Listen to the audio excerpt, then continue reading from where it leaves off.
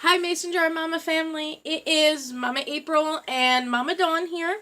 And if you don't know, we are currently right now looking to be in the path of Hurricane Irma. We live in Florida, if you didn't know that by now. So we're just here to give you some quickly hurricane supply tips and just a general idea of things you might need to get you through this storm. And so Mama Dawn's going to talk a little bit about food, and we're going to talk about a little bit about kids and things like that. So stay tuned, and here we go. So basically, living in Florida here, you're gonna always, every year we have to, what is it, around June? We start our supply kits, yeah. building them, and have them pretty much on hand. So what we're going to show you today is basically stuff that not all of this, what should I say? This isn't all that we have in our supply, but this is just a few samples to show you what you can do and to make things a little bit easier. Things that you can get pretty quickly if you haven't started to prepare.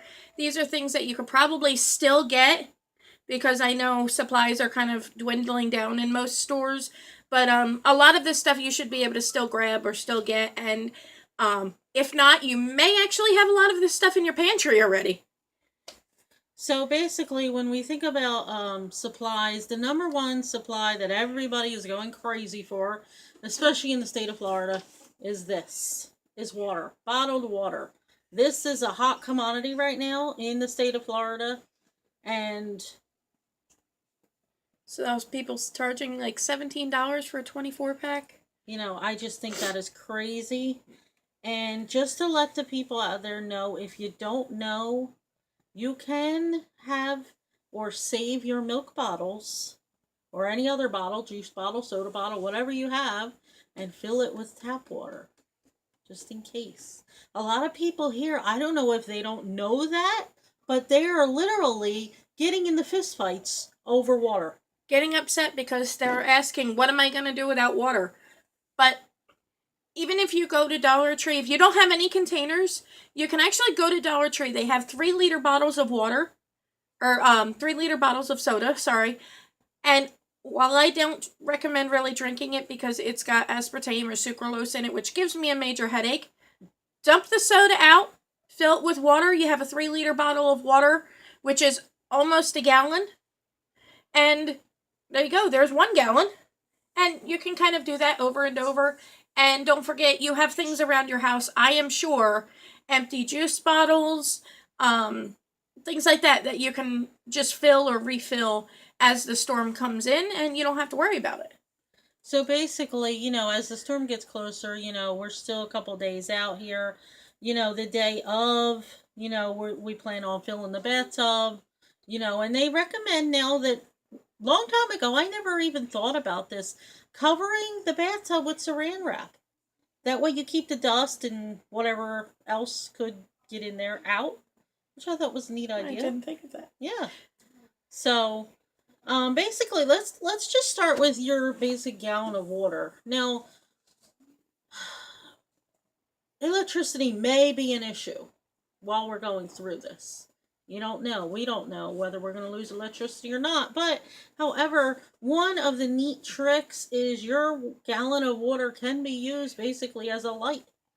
And basically, if you have a headlamp light, this works a lot better. Or duct tape. Or duct tape it, whatever. So you're going to want to take your flashlight. And if you can do this, or this, let's see if we can show this. I don't know if it's going to show up or not. I think we might have too much lighting. But anyway, if this gallon was full, it would illuminate a lot brighter. This illuminates a room and enough light to see whatever you need to see. Oh, there we go. I don't know if that's any better. But as you can see, the water isn't full. But you can see this is so much brighter than without it. Wow. This is without. That's kind of impressive. And this is with. So as you can tell, this illuminates, if you're sitting in your kitchen or living room or whatever, so you're not sitting in the dark at night. You can have light from multiple people from one flashlight. That works a whole lot better. So that's just one little doodad, you know. So next we're going to talk about other things that we, that we need in this. Really, it's basic necessities, guys. I see so many people packing suitcases and bags and everything, and some stuff that I'm like, what are you doing? You really just want to make sure you have flashlights, things like hand sanitizer, because you might not always be able to use water to wash your hands, so you just squirt a little hand sanitizer. Good as new. Baby wipes work amazingly. Instead of washing dishes in the water, you can actually take the baby wipe, wash out the dish, wash out the pan with the baby wipe, and then just dunk it in the water to rinse it rather than having to use a whole bunch of water. And you can conserve a little more. Basically, you're going to want to have a small first aid kit. Basically, you want some gauze, some tape, band-aids. You don't know, you could hit your toe in the dark, or cut your finger on something, you never know. So you want to have your basic necessity first aid items. A can opener. I think that's one a lot of people forget about because we're so reliant on our electric can openers that we don't realize until time goes by that we're like, oh no, we can't use the electric can opener, so we need something else. So an old-fashioned can opener, even if you just have one that opens the cans of juice and everything, that can actually be used. You just kind of have to go around the top of the can quite a few times to pop it open. And batteries. Buy yourself a bunch of batteries in different sizes. Yeah, because like if you have a little flashlight like this is AAA. Two or three AAAs for this. The larger flashlights may take C's or D's, depending on the size. So you're going to want to have a range of different batteries, because without electric, of course, you're not going to be charging anything, so you're going to want to see. So, meds. This one's important because a lot of people don't really think about it. Make sure you have your medication. If you're asthmatic, make sure you have an inhaler. Make sure you have your nebulizer with you. Even if you don't have power, you may find somebody that has a generator around you. And don't be afraid to ask if you're in an asthma attack or something and you need to use their electric just for 20 minutes to use a nebulizer. Use it, guys. Your life is more important than your comfort or being afraid to ask your neighbor. Also, what you're going to have, of course, you're going to have your cell phone. You're going to want to try to keep in touch with your friends and loved ones and let them know where you're at if possible. You're also going to need some kind of backup. So you're going to want to have your little battery pack. Chargy things. This one is a pocket jump. And this you can actually, what you can do is you can charge it once. You can actually have a charge or two, I think, for phones and everything. I want to say there's like 2 or 3 charges for phones on this little jump. But what else you can do is once that charge is done, if you go into your car, turn it on. If you're able to be outside and things like that, you just plug it in, give it another charge. You have a little more of a backup. So, let's go to food now. Now, my prepper friends out there will possibly see or know what this is. The Army used to call them sea rats. Basically, what they are is a package filled with ready-to-go food. MREs. No refrigeration needed. They're not the best tasting food, but these will get you through. Usually the peanut butter in those are amazing. And, like this one. What is this one? Chili and macaroni. There is some kind of strawberry jam. There is some kind of crackers in here. And these ones also come with this little bag in here, this little green thing. And actually, I think it has to do with a little bit of water, and it actually is self-heating. Sulfur? Mm-hmm. it has sulfur, so it activates it, makes it heat up, and it's your basically a tiny little oven to cook this food. And these things are just amazing. So if you can get your hands on these, don't be afraid to get these and keep them and store them, because number one, these things are in plastic bags. They are peelable and sealable. Okay, and I really believe these things last forever. They really don't last forever, but it seems like Yeah, a while. a long time. So don't be afraid to order them now, or order them, months from now or whatever, but you're going to want to order something to keep on hand. Now, if you cannot get these, here's another idea. This is basically what I would call a 72-hour bag. Okay? Now, as you can see, this bag is stuffed to the brim. Okay, plastic baggies are going to be your best friend in different sizes. We have a gallon bag, here's a quart bag, there's snack size bags, all kinds of sizes. What you're going to want to do is basically you're going to want to fill as much in here as you possibly can with some protein items, some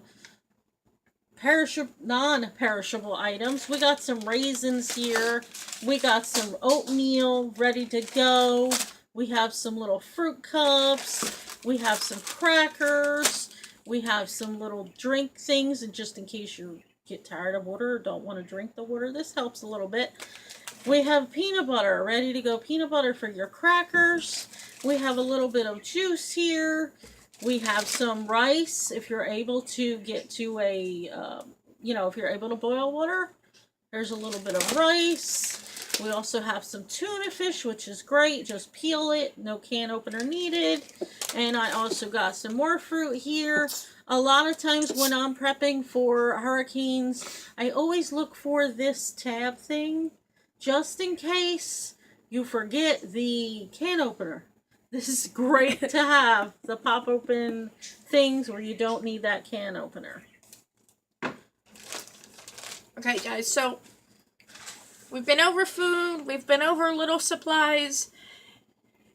There's a lot of you out there that have kids, and my son has already kind of wondered what he would do without electricity.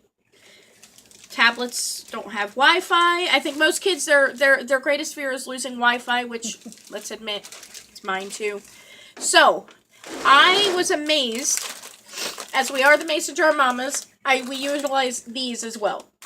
Not just for supplies, but for things for kids.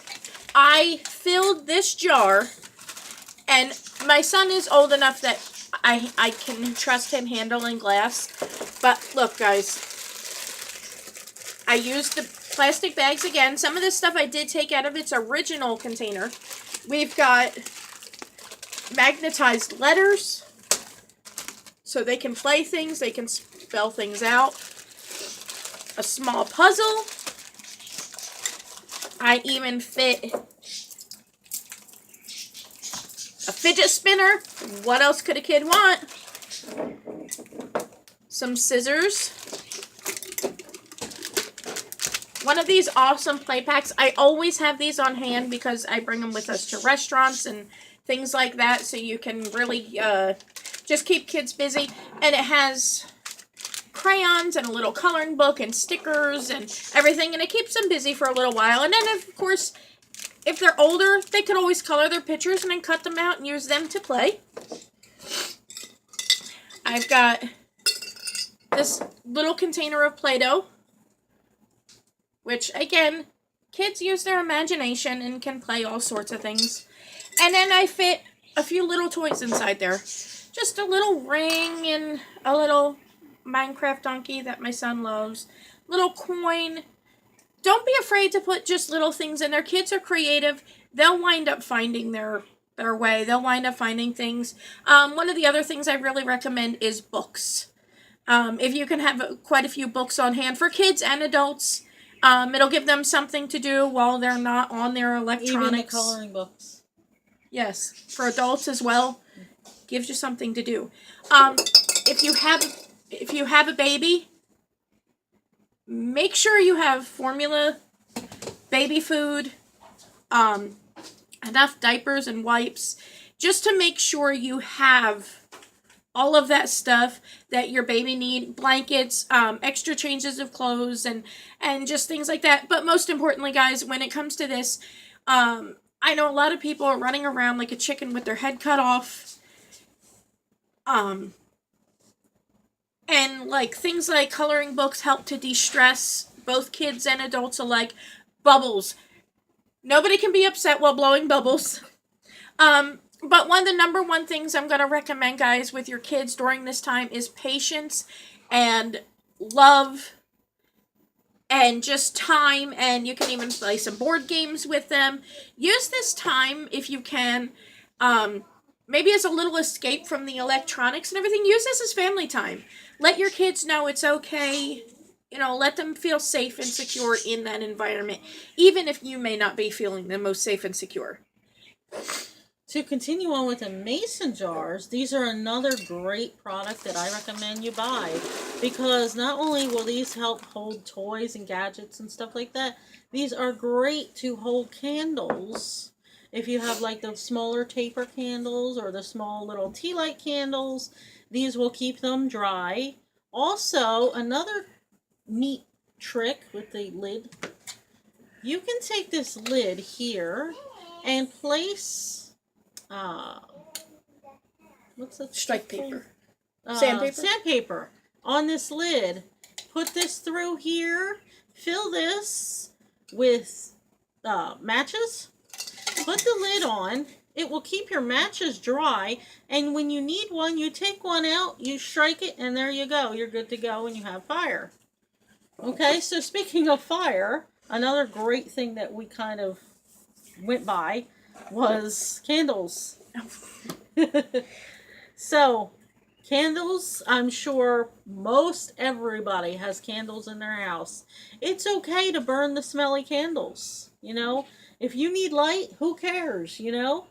So, this is another great staple. With kids, of course, you're going to, not only kids, animals too, you're going to want to be careful with the candles. They do sell flameless candles out there, so if that's a thing, you know, go get yourself some of those.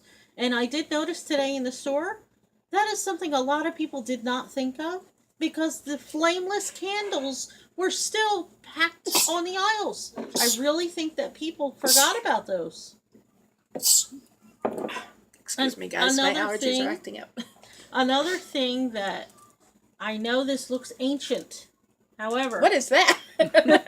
A lot of you younger folk out there are going to say, what in the world is that contraption? But these are still able to be found in stores. Okay, this is a cassette player. But the main thing is it has an AM FM radio, which you're going to want, especially if there is no power. You're going to want to keep tabs on where the storm is headed or going, or if you're, in the middle of it, or if it's over or whatever. Oh, goodness. And this will help you greatly. And this is another thing you're going to want those extra batteries for, because this will eventually, go dead, So, going on with our kit. Now, we did not bring our hygiene kit with us to show you, but you're going to want to have your basic necessities of hygiene. Shampoo, soap, sanitary napkins, or, anything pads, along that tampons. line. Some baby wipes are great to have, not only for, for babies, but there are 100 million uses for baby wipes. When you can't flush. Yeah. Toothbrush, toothpaste, a razor, cream. The razors can be used for much more things than just shaving purposes. A comb, a brush. And one thing that you're going to laugh, condoms. Okay? The lights are out. There's not much else to do. A lot of times. Adults like to have fun. Kind of why the baby boomer generation happened. People had nothing else to do. So you're going to want to make sure you have those. Okay? Continuing on, you're going to want to make just little kits like this if you want to.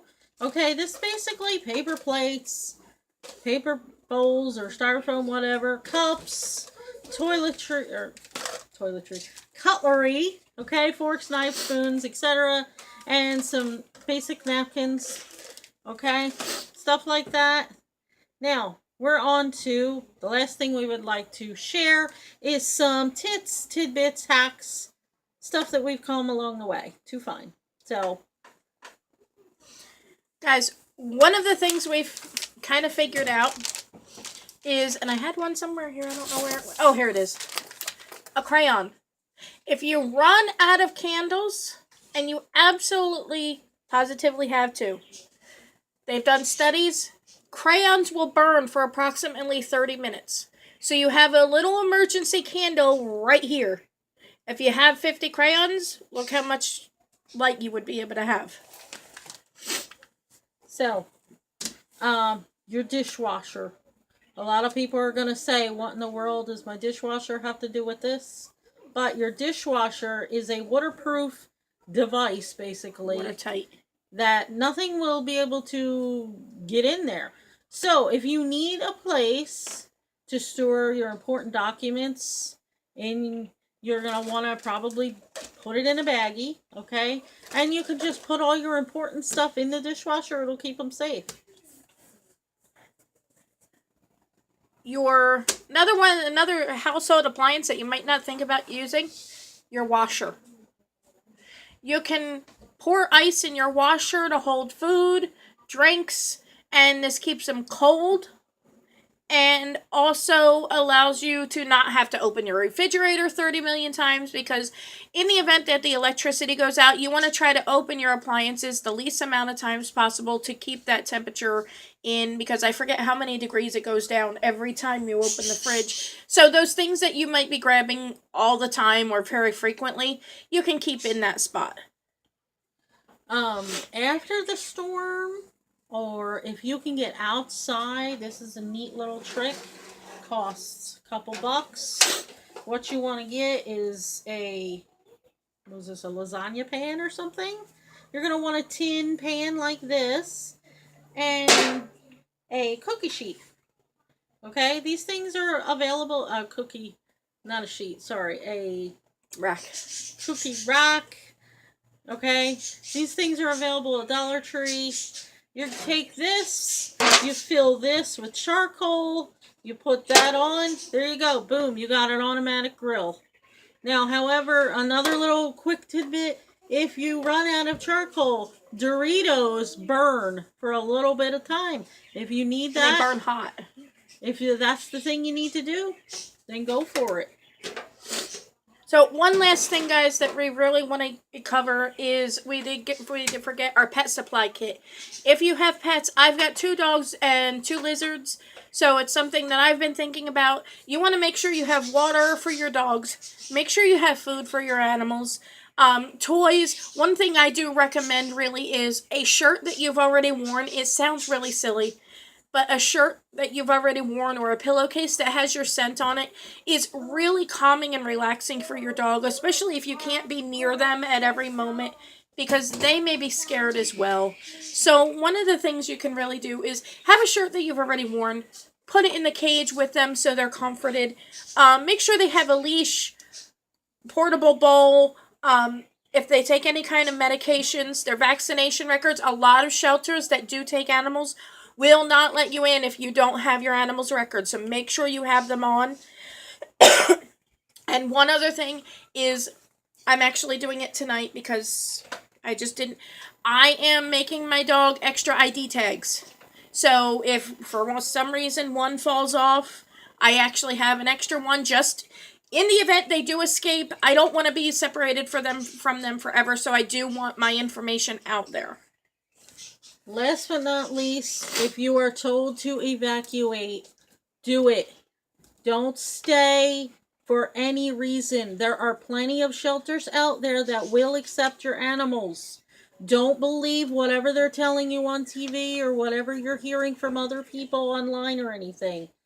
Take your animals with you. Even if you had to stay in your vehicle, your animal is, And I do know even in places like Houston, they may not actually allow you to bring your animal into the shelter, but a lot of times what they were doing was they were making sure they had everybody's information, every animal ID, and they were bringing the animals to a separate animal safe, hurricane safe shelter just for animals. And then that way, when the weather calmed down, people were allowed to go to the shelter and reclaim their animals safely. So even if you may be separated from them, you at least know they're going to be safe and taken care of, and you're going to be safe and taken care of. And really, that's the above rule. Make sure you're safe. Clothes, houses, computers, everything can be replaced. You and your loved ones can't, so don't take a chance to ride it out just because you don't think it's going to be that bad or whatever in your area. If you're told to leave, I really recommend leaving. Get to higher ground, go to a friend's house. The more the merrier. We don't know exactly what we're doing yet. Again, we're just kind of waiting it out to see what happens. We do have some houses that we can go to that are on higher ground, that are outside of most evacuation zones and most flooding areas. So we do have that in place just in case we need it. But for now, is the way the storm turned, we're riding it out here so far, and we will catch you next time. We will keep you updated, and guys, stay safe. Keep us in your prayers. Bye. Bye.